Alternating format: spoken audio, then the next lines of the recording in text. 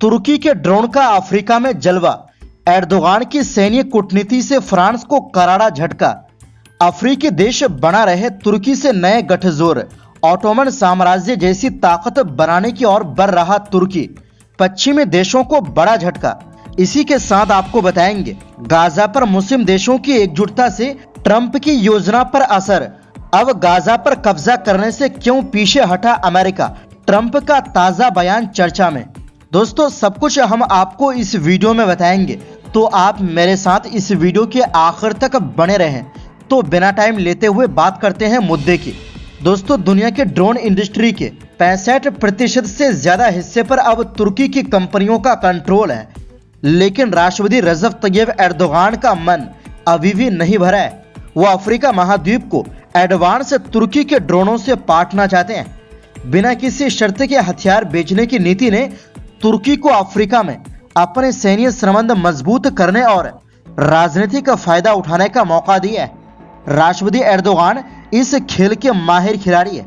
तुर्की का बैराक्टार TB2 drone अपनी ताकत के लिए दुनिया भर में मशहूर है और माना जा रहा है कि कई अफ्रीकी देश इस ड्रोन के अगले खरीदार बन सकते हैं। रिपोर्ट के मुताबिक हाल के दिनों में कई अफ्रीकी देश, जिनमें Kenya, Angola, Burkina Faso, Djibouti, Ethiopia, Mali, Morocco, Niger, Nigeria, Somalia, Togo और ट्यूनीशिया शामिल है, वो अफ्रीका में तुर्की की हथियार कंपनी बाइकर के बढ़ते ग्राहकों में शामिल हो गए।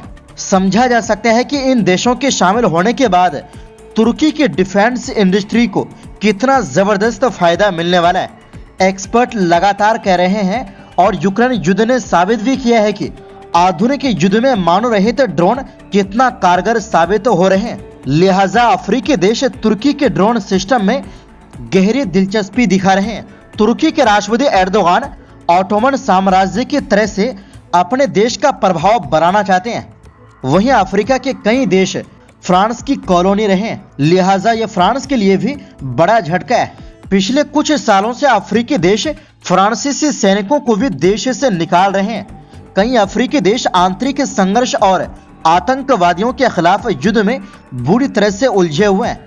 ऐसे संगठनों से लड़ने के लिए उन्हें एडवांस ड्रोन की जरूरत है और वो तुर्की के साथ समझौता कर रहे हैं। इसके अलावा एक वजह यह भी है कि तुर्की हथियार समझौतों के लिए किसी तरह के शर्तों को आगे नहीं रखता है। वो बहुत साधारण नीति पर काम करता है। उसका मकसद साफ है, हथियार बेचना, जबकि पश्चिमी देशों के हथियार कई शर्तों के साथ आते हैं।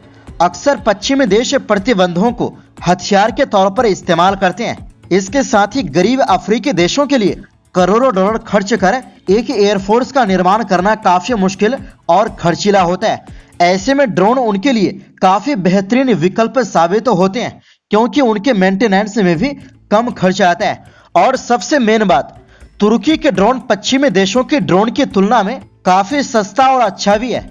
दूसरी तरफ कई अफ्रीकी देशों को सक्रिय चरमपंथी संगठनों को काबू में करने के लिए संघर्ष करना पड़ रहा है। ये आतंकी संगठन मोटरसाइकिलों या गाड़ियों से आते हैं और गांवों पर हमला करते हैं और फिर जंगलों में और बिहड़ों में छिप जाते हैं। लिहाजा उनके ऊपर ड्रोन से नजर रखना और ड्रोन से ही हमला करना काफी आसान हो जाता है। अफ्रीकी देशों को लीबिया के गृह युद्ध के दौरान तुर्की की ड्रोन तकनीक का पहली बार पता चला था, जिसके बाद तुर्की ने अफ्रीकी देशों के साथ समझौते कर अफ्रीकी जंग के मैदान में अपने ड्रोन की बाढ़ ला दी।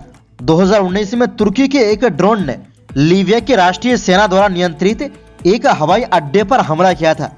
ड्रोन ने रूसी भाड़े के सैनिकों द्वारा कंट्रोल अल जुफरा हवाई अड्डे पर एक एल्यूशन कार्गो विमान को भी नष्ट कर दिया था। इसके अलावा तुर्की के ड्रोन ने पिछले साल इथियोपिया में टिग्रे विद्रोहियों को कुचलने में भी काफी अहम भूमिका निभाई थी। सोमालिया में भी आतंकवादियों पर हमला करने के लिए तुर्की के ही ड्रोन का इस्तेमाल किया गया था। पश्चिम अफ्रीका में नाइजीरिया और टोगो चरमपंथियों के आक्रमण को रोकने के लिए बुर्किना फासो और नाइजर के साथ अपनी सीमाओं पर गश्त करने के लिए तुर्की के ड्रोन का इस्तेमाल करते हैं। वहीं दूसरी ओर, जी हां दोस्तों, अमेरिका के राष्ट्रपति डोनाल्ड ट्रंप ने गाजा को लेकर जो विवादित योजना बनाई थी, अब उससे पीछे हट गए हैं। उन्होंने अपनी पहले की बात वापस ले ली है। यह ऐसे समय में हो रहा है जब अरब देशों में इस मुद्दे को लेकर हलचल तेज है और लगातार बैठकों का दौर जारी है। पहले ये बैठक सऊदी अरब में हो रही है और अगले हफ्ते मिस्र की राजधानी काहिरा में एक और महत्वपूर्ण बैठक होगी, जहां इस मुद्दे पर गहराई से चर्चा की जाएगी। और मुस्लिम देश इस मुद्दे पर पूरी तरह एकजुट है कि वो गाजा के लोगों को बेदखल होने किसी भी कीमत पर नहीं देंगे। दूसरी तरफ हमास ने गाजा पर शासन से पीछे हटने का फैसला किया है, लेकिन उन्होंने साफ कर दिया है कि वो अपने हथियार नहीं डालेंगे। हमास का कहना है कि वो नई सरकार में भागीदारी करेंगे। दरअसल दोस्तों, अमेरिका के राष्ट्रपति डोनाल्ड ट्रंप ने गाजा पट्टी से जुड़ी अपनी योजना को अच्छी बताया है। उन्होंने कहा कि वो इसे किसी पर थोपेंगे नहीं, बल्कि सिर्फ सिफारिश करेंगे, यानी इसे लागू करने के लिए किसी पर दबाव नहीं डालेंगे। मतलब साफ है, गाजा योजना से ट्रंप पीछे हट गया है। ट्रंप ने फॉक्स न्यूज को दिए इंटरव्यू में कहा कि उनकी योजना के अनुसार अमेरिका गाजा का कंट्रोल अपने हाथ में ले लेगा और वहां का विकास शुरू करेगा।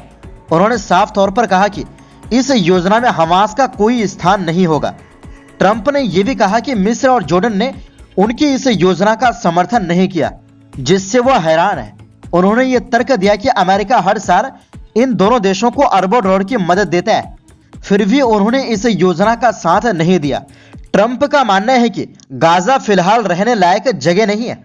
उन्होंने कहा कि अगर वहां के लोगों को बाहर जाने का विकल्प दिया जाए तो वो गाजा छोड़ देंगे। ट्रंप ने गाजा की भौगोलिक स्थिति को शानदार बताया और सवाल किया कि इजराइल ने इसे कैसे छोड़ दिया। ट्रंप ने कहा कि गाजा से रिहा किए गए कुछ बंदियों की हालत बहुत खराब थी। उन्होंने उनकी तुलना जर्मनी में नाजी शासन के दौरान यातना शिविरों में कैद लोगों से की। इसके अलावा ट्रंप ने कहा कि गाजा से इजरायली बंदियों की लाशें लौटाए जाने के दृश्य बहुत ही क्रूर थे। उन्होंने इसे अविश्वसनीय रूप से भयानक बताया और कहा कि आधुनिक समय में ऐसा होना सोच से परे है। व्हाइट हाउस ने कहा कि अमेरिकी प्रशासन की एक टीम इजराइल के साथ मिलकर गाजा युद्ध को रोकने के लिए बातचीत कर रही है। व्हाइट हाउस की प्रवक्ता कैरोलिन लेविट ने कहा कि राष्ट्रपति ट्रंप अपने वादे को निभाएंगे और जैसे उन्होंने अपने पहले कार्यकाल में किया था, वैसे ही इस बार भी मध्य पूर्व में शांति और स्थिरता लाने का काम करेंगे। उन्होंने ये भी कहा कि ट्रंप इस युद्ध को खत्म करना चाहते हैं और उन आतंकवादियों को खत्म करने के मिशन पर है जो इजराइल और अमेरिका के लिए खतरा बने हुए हैं। अमेरिका के राष्ट्रीय सुरक्षा सलाहकार माइक वाल्टर्स ने कहा कि ट्रंप मध्य पूर्व में युद्धों को खत्म करेंगे। उन्होंने ये भी दावा किया कि गाजा में युद्ध विराम केवल ट्रंप के दोबारा चुने जाने के कारण ही संभव हुआ है। वाल्टर्स ने कहा कि अमेरिका सभी इजरायली बंदियों की रिहाई के लिए काम कर रहा है। उन्होंने जोर देकर कहा कि गाजा पर हमास का शासन किसी भी हालत में स्वीकार नहीं किया जाएगा। वाल्टर्स ने अमेरिका के पूर्व राष्ट्रपति जो बाइडेन की गाजा युद्ध नीति की आलोचना की। उन्होंने कहा कि बाइडेन प्रशासन ने इजराइल पर ज्यादा दबाव बनाया, जबकि हमास के खिलाफ नरमी बरती। इजरायली मीडिया के मुताबिक अमेरिका चाहता है कि गाजा संघर्ष को लेकर चल रही वार्ता के दूसरे चरण में इस महीने के अंत तक कुछ ठोस नतीजे सामने आए। तो दोस्तों, फिलहाल के लिए इस वीडियो में बस इतना ही। इस पर आपकी क्या राय है कमेंट बॉक्स में जरूर दें और वीडियो पसंद आने पर लाइक शेयर जरूर करें और चैनल में पहली बार आए हैं तो सब्सक्राइब करना ना भूलें।